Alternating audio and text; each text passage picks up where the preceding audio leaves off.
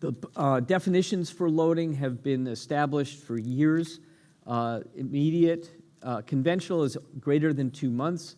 Early is 1 week to 2 months, and immediate is from the time of placement up to 1 week.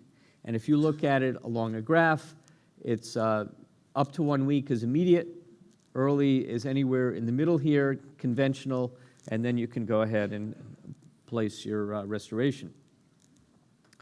Lots of information has been come up about loading protocols, and I think it's very clear to say that there are patient-centered benefits that accrue when implants are loaded sooner rather than later.